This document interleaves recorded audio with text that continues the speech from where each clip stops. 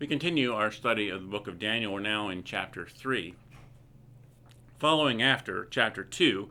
In chapter 2, there's this vision of this great statue. And of course, King Nebuchadnezzar, the reigning emperor, basically, is the head of gold. And he liked that. He liked that a lot. And so he decides to build a statue to commemorate this dream and his majesty. And so he has this statue built, probably the one right out of his dream. And then he has it set up, and it's pretty impressive. 60 cubits high, it's about 90 feet, and 6 cubit wide, it's about 9 feet wide. So what I imagine is it's a large pedestal. If you want to keep a statue in proportion, it wouldn't really be 90 foot high and 9 feet wide. It'd have to be a pedestal with that on top of it.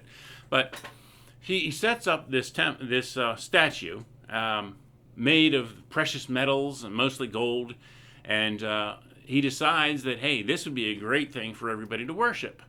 And that is pretty common for people to suppose that their part in history is the biggest part and they're the most important, and to forget about God in their success.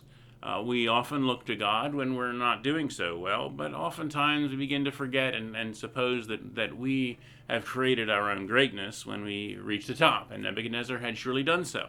Well, we don't know where Daniel is in this story, perhaps off on some important errand in the king's business, but his three friends, who we met briefly in chapter 1, well, it turns out that they're being asked to worship this statue, and of course they're Jews, and they only believe in one God, and that is the fundamental testimony of Judaism, since the time of Moses, was one God. That's it. There's only one, and so they can't do it.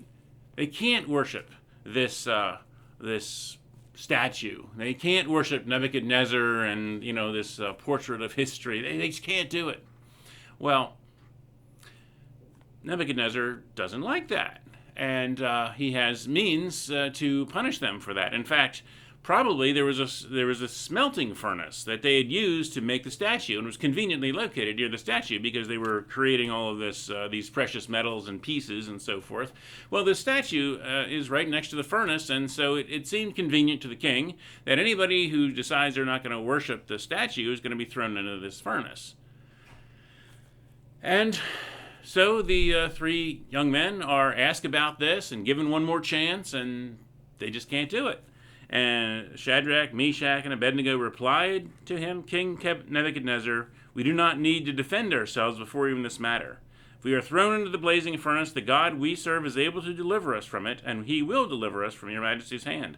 But even if he does not, we want you to know, your majesty, that we will not serve your gods or worship the image of gold you have set up. And so they're hoping for a miracle, because only a miracle can save them.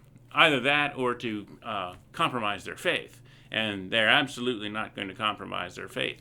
They're not sure whether there's going to be a miracle or not, whether they're going to be saved from the fiery furnace or not. But they are sure that God could do it, that God's ability to save them from the false god was certainly there. They didn't know if it would work or not, and so they have two alternatives. Either one, God is going to miraculously rescue us, or two, we're going to die in this fiery furnace. But either way, we're just going to continue to live according to our faith.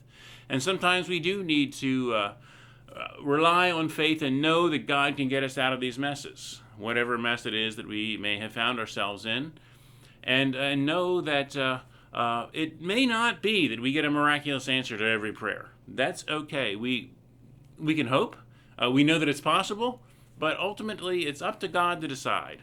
Now, in this case, the story finishes with a miraculous rescue, and King Nebuchadnezzar is sorry for what he's done, and he says, don't mess with these people anymore, and it all works out wonderfully. Now, it may not work out that wonderfully in the lives of those around us, or then again it may. But either way, our faith must remain paramount in importance, and we do not compromise it even when the risks are great.